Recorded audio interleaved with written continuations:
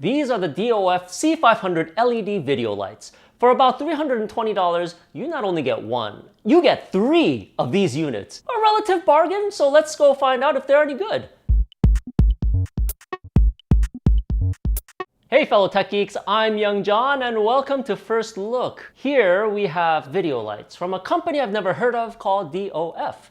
Now, looking on the internets for reviews turned up nothing. I found like 0 reviews on these things, but the price was right, $320 for 3 of these head units, and a guy in need of some lights, that would be me, equals buy them and try them out, see what we got. There are 2 different versions of this light. The C500 is daylight at 5600K. The second version is the C500S, which is 5600K daylight and 3200K tungsten. It comes in a well-padded case with handles. It's got plastic corner guards for protection with plastic rails along the bottom. You get instruction manuals, an arm strap with very well-padded inserts for your 3 lights and your 3 power supplies.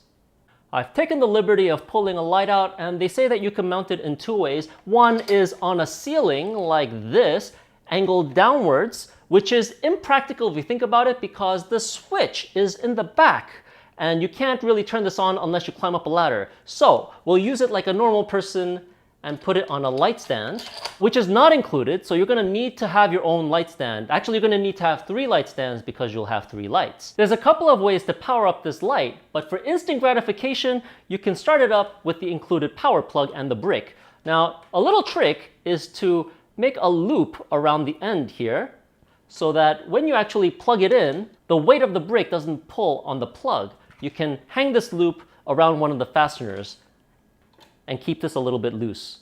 While this is great for shooting indoors, when you go outside, you're gonna need batteries.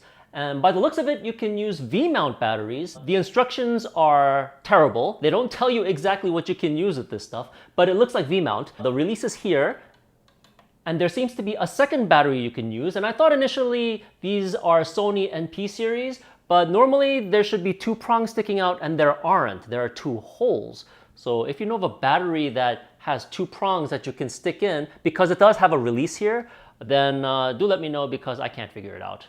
This model has 1 knob to act as a dimmer and on-off switch, while the bicolor one will have another knob that switches between daylight and tungsten. Let's darken the room and turn this on. This is to show you the beam angle, and this is maximum lighting at f16. So don't be fooled, it's really bright right now.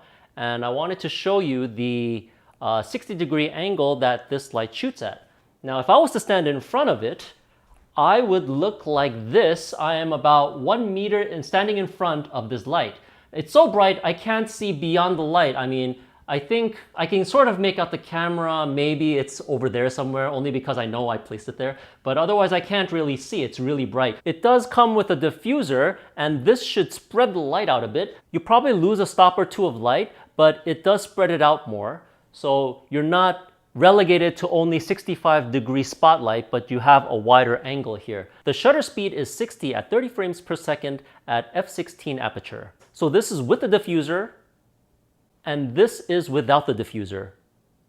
This is more real-world shooting. I can kind of see the camera now because it isn't blinding me with this light. For your reference, this is half brightness with the diffuser on at f4, shooting at 60 frames per second at 30 shutter speed. No, the other way.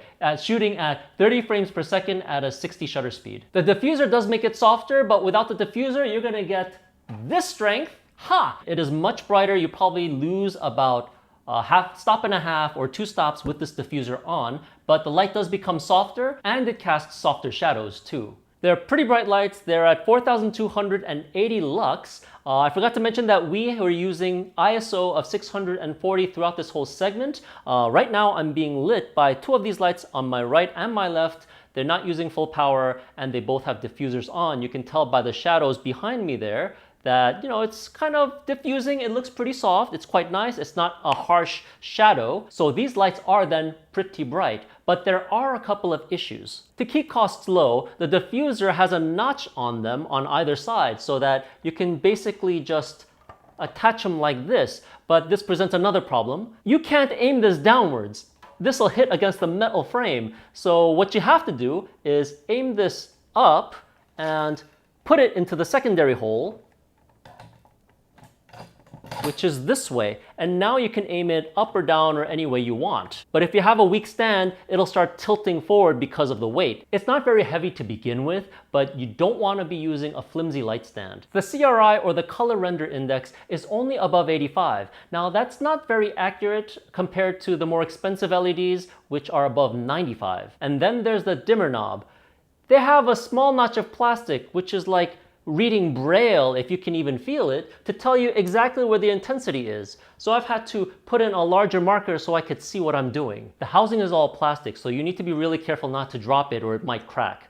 Now the base is also made of metal, which is great, but the quality control must have been a little off, because if you should lean this forward, actually it might lean forward on a tilt. So, well, it's not exactly accurate. You might have to bend the metal just a little bit to get it straight. Now, don't get me wrong, I'm trying to do an honest review, and even though there are some negatives, look at the great job these lights are doing right now. I mean, I'm lit very well, it's really bright, you don't see shadows behind me. I'm really happy with these lights at the end of it all, and they're worth every penny of the $320 you spend. That makes it about $104, no? I'm an Asian, I can do math. They've only they're only $106 at the end of the day per light.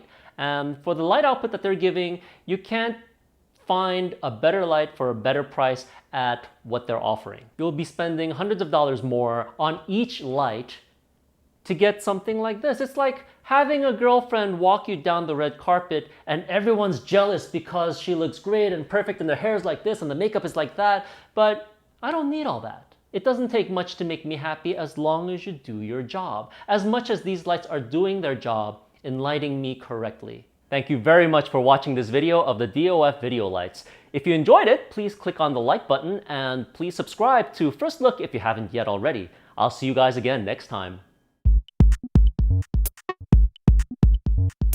Hello fellow tech geeks, I'm Young John and welcome to First Look. Ow. Oh, that hurt. Let's not do that again.